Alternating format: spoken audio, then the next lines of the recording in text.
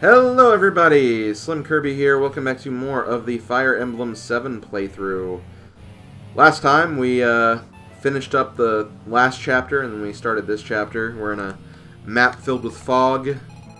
We have a lot of enemies to take out, but we're doing a pretty good job of kind of zoning them and kind of keeping them away while we focus on all the important things. So let's see how the conclusion of this chapter will end up. Okay, Lowen's going to get some attacks in. Lowen still can't double, which I guess, if I had to say one problem, if there was one issue I had with Lowen, it'd be, honestly, that the fact that Lowen doesn't usually do double as often as the other two Cavaliers is kind of troublesome, just because, you know, you obviously want to use them as much as possible, so...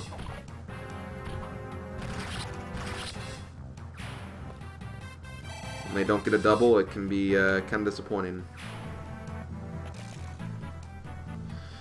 Okay, I figured this would happen. Matthew's still getting the double in, though. Showing us that Matthew is, hands down, the man. Remember when I called him Michael? That was definitely something I did. Okay, so I think another... Oh, I thought another Brigand was going to spawn there, but I guess not.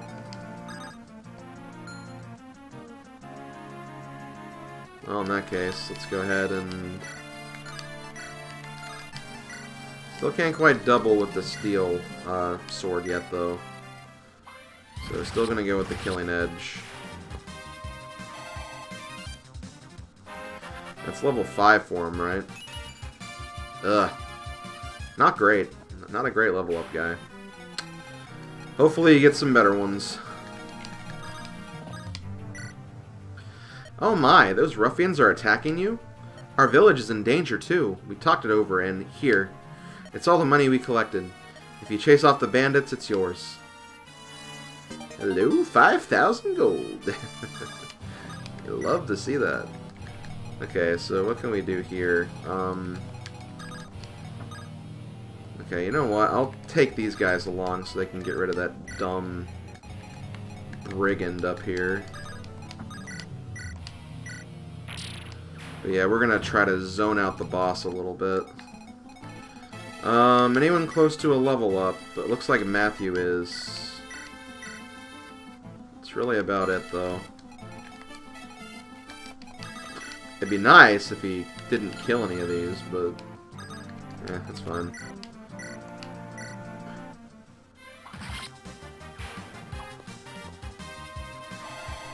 We'll give him another level up.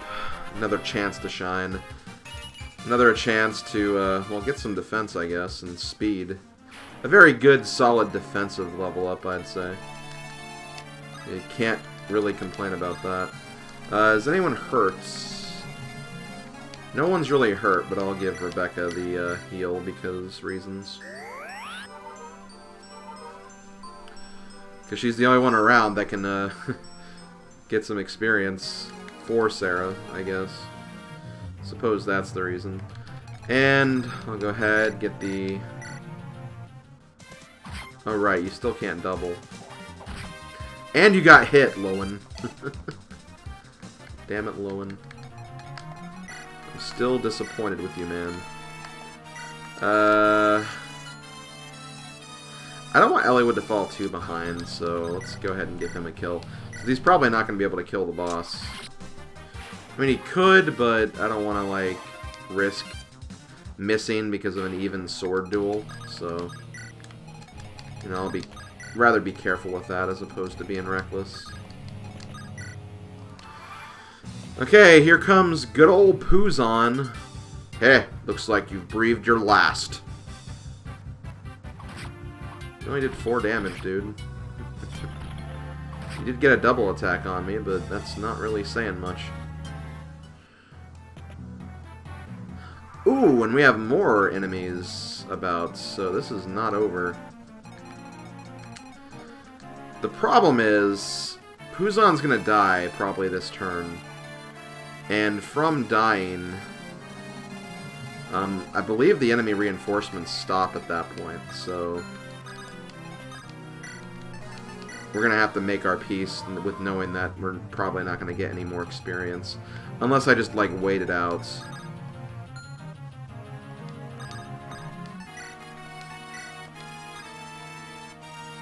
He could go back and heal, though. That's the only thing.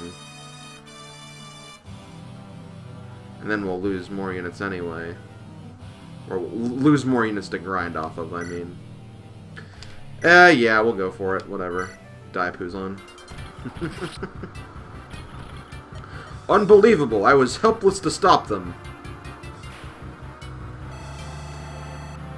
Gives him a nice level up. I believe this is his first. Yeah. Not bad. Look at all those. Skill, speed, defense. HP on top of that. I am not complaining about that. Complaining about that would be rude, if anything. Again, Oswin is like one of the best units of the game, just because of how tanky he is. And he is already not going to disappoint me already, it seems like. Okay, so let's put you in front to give you a lance so you can battle this guy. I guess I'll put you here. I need to be careful of Sarah, because Sarah is going to get shot down being right there. Marcus, you're done. You know what? I'll put Merlinus over here. I'll put him in the corner where no one can find him. And everything will be nice and dandy, like sugar candy. Isn't sugar candy kind of a redundant step? Whatever. Trying not to think about it right now. But yeah, Puzon is probably one of the only bosses that would be a bit of a threat to Hector. There's another one, obviously. Any boss that has swords is a problem for Hector. Let's be real with that. Swords would be a big problem for our man with the axe. That is for certain. Going for Oswin, not Lowen. I find that really weird. He couldn't do any damage to Oswin. If anything, you'd have probably a better shot at surviving against Lowen. I do not know what these enemies are thinking sometimes. Oswin can double a bandit with a steel... Well, it's a steel axe. I guess that makes sense. But he can double a bandit. That is insane. Dorcas gonna get shot. I think that's the only experience point. Well, no, I think he got a few experience points in the first chapter of Eliwood mode, but... First one in a while, since he didn't really do anything last map. It's getting to the point where I can start comparing the two.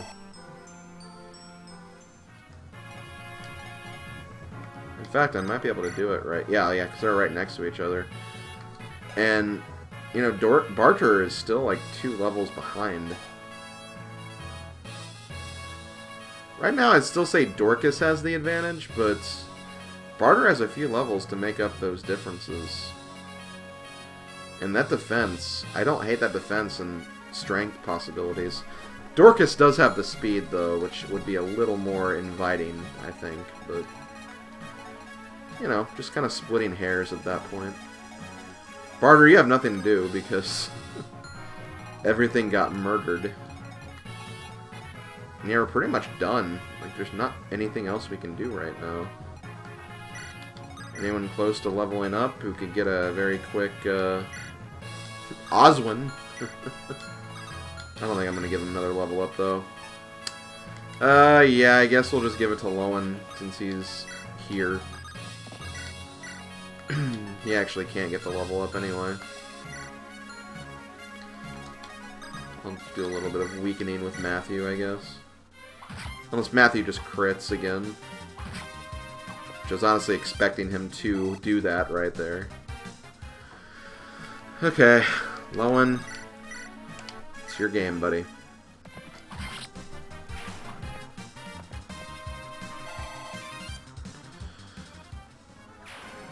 So all the units are dead, but nothing we can do but end turn.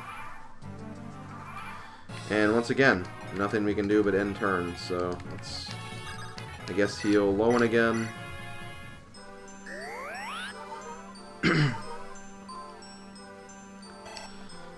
And I guess we'll end the chapter. So there we go, guys.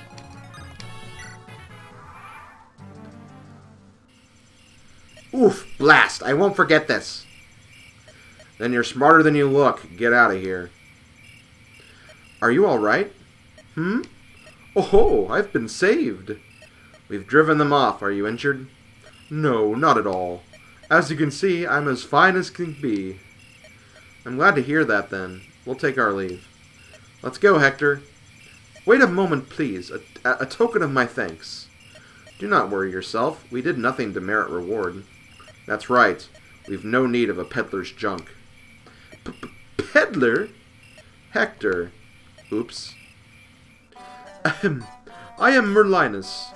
You'll find no other traveling merchant whose goods compare. Don't let your eyes fool you. I'm quite prosperous. Huh? You're a merchant? Books and knives and all that, eh? Hector, your manners are terrible. Merlinus, please. Pay no mind to what this oaf has to say. No, of course not. I wasn't concerned at...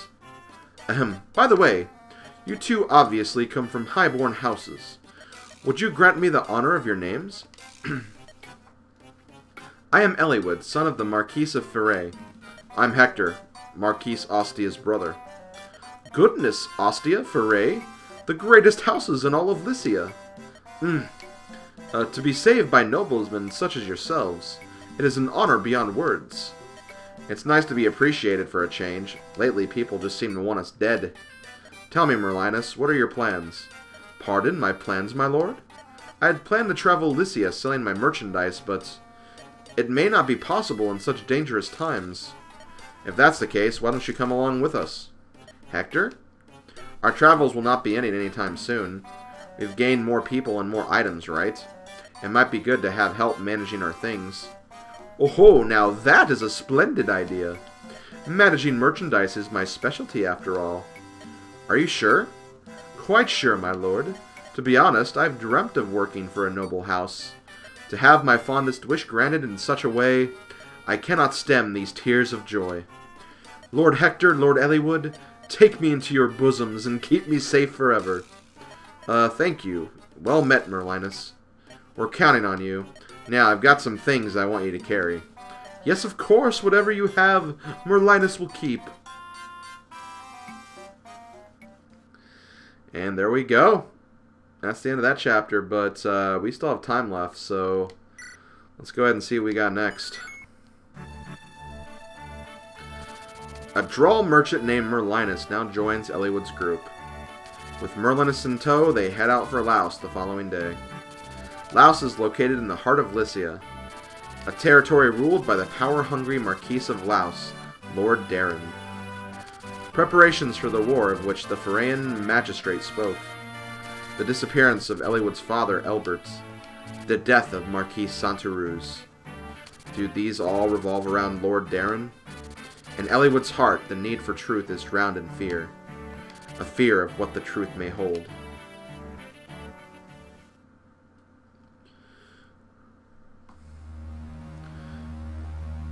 Chapter 14, False Friends.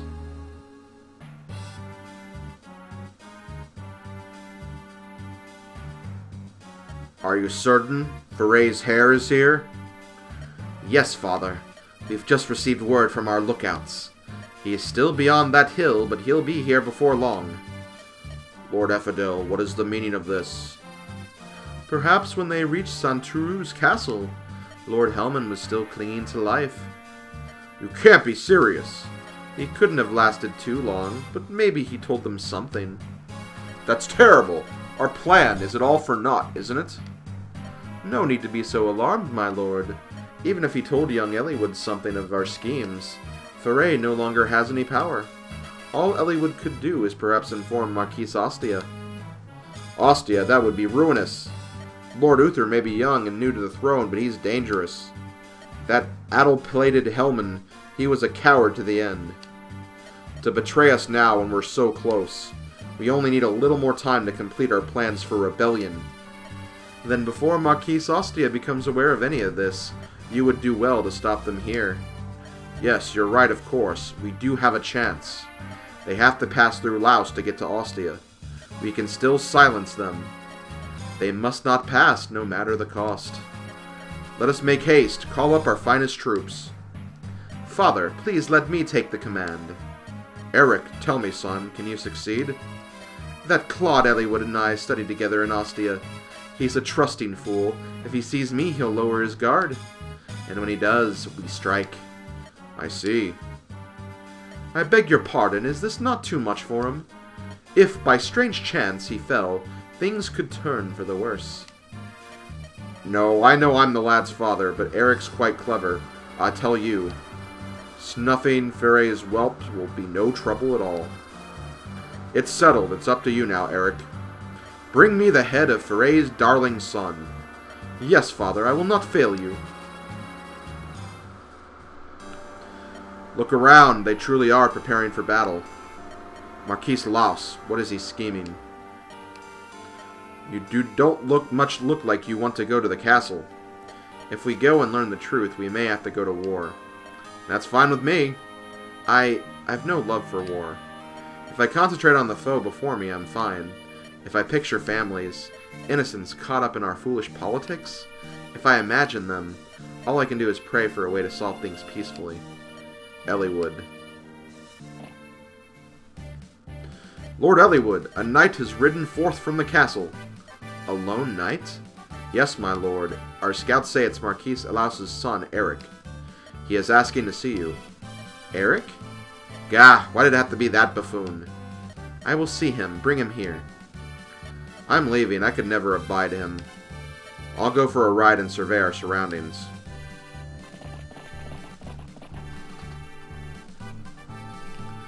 Hello, it's been a long time, Elliowood. Eric, what is your business? My business? What do you mean? I heard my old friend was here in Laus. I merely thought I'd ride out to greet you. So tell me, friend, what brings you to Laus? Are you on your way to Ostia? Why would you think that? Well, you were always such good friends with Hector. He and I never got along very well. For a noble, his behavior was crude, and his manner of speech. You would have thought him a peasant on first glance. You're still friends with Hector, aren't you? When did you see him last? How did you communicate? Eric, you're after something. What is it? Pardon? Everywhere I look, Laus prepares for battle. What are you and your father planning? I will know the truth. I'd hoped to wait until you told me of Ostia, of whether or not you've spoken with the Marquis or not. What are you talking about? Elliowood, I have always despised you. How I've longed to smash you and your pathetic morality into pieces. I've dreamt of this day, and here it is at last. Too bad you'll not live to see the end of it. Hector! You! Hector! You couldn't... Have you spoken with Ostia already? Maybe we have, maybe we haven't. Elliowood, this mongrel has troops lying in ambush all around us. Laus regulars, every one. We're in for a rough time. There's little point in fighting, you're all trapped. My forces will overwhelm you. An unending torrent of soldiers. Laus's elite knights are at the ready as well. How long do you think you can survive? Kravenkur!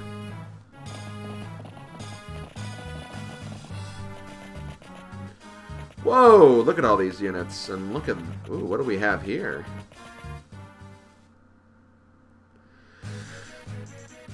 Hee. A world of trouble you've landed yourself in, yes? You startled me, old woman. You should get out of here. This is going to be a bad place to stay if you plan on living. I want to see the one searching for his father, Marquis Ferry's son. Listen up, old woman. You're close to death as it is. Quit your yammering and move on. Hector, you should mind your manners. I am Elliowood. May I ask your name, my lady? Ho, what a polite young man. I'm Hannah, a fortune teller. I came here to help you. Can you tell me where my father's gone? No, but I can see other things, useful things. I can tell you what weapons to take into battle, as well as who should wield them, things of that nature. I see. Don't tell me you believe any of this. I have no reason to believe our disbelief in Hannah's powers. But I'll not rule out anything if it helps me find my father. Lord Elliowood and Lord Hector, I make my living as a humble merchant. If you have any items you no longer need, please let poor Merlinus take them. Hehehe, I'm here too. Speak to me for auguries before you engage the enemy. My services are not free, but they may save you from paying a greater price. Okay, so we have a new option here. We have Fortune. Here you can do a couple of things. You have your rank, your tactician, and your augury. The augury is where you can basically talk to Hannah. You pay her a small bit of gold, and she basically kind of gives you some hints on things to expect during the battle, so it can be very helpful. But I wouldn't say it's like super helpful. Obviously, I'll be giving you guys direction through this Let's Play anyway, so it's not going to be a big deal. Next up, you have your rank. This basically shows you your stats for this particular playthrough. As you can see, we're doing pretty good. Everything is maxed out except tactics.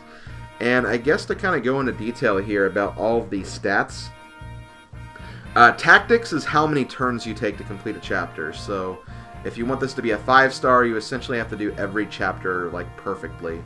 But since I generally try to take a few extra turns to kind of maximize on experience and stuff of that nature, that generally makes my tactics rating like not as high as it could be. Survival is how many of your units survive. If you have all of your units survive and none of them die, you'll always have a 5-star survival rating. Funds is kind of an interesting one. It's very deceptive. It's not how much money you have, it's the money you have in addition to all of the items in your inventory.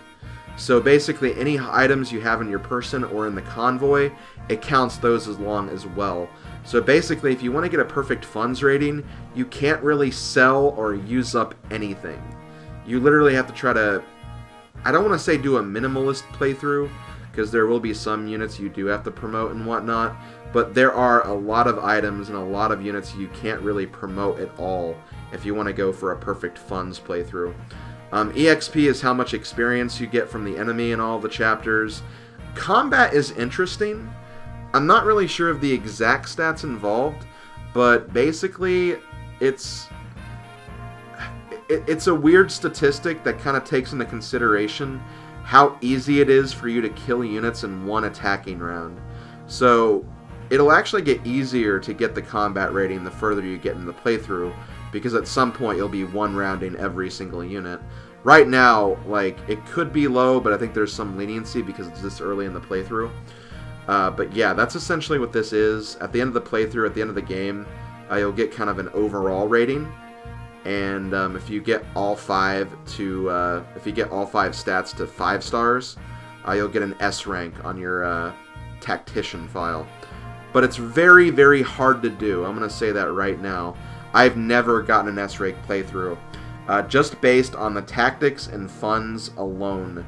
Because whenever I do well with tactics, I always find that I run out of EXP and funds. Whenever I focus on funds and all that stuff, I kind of lose the tactics stuff.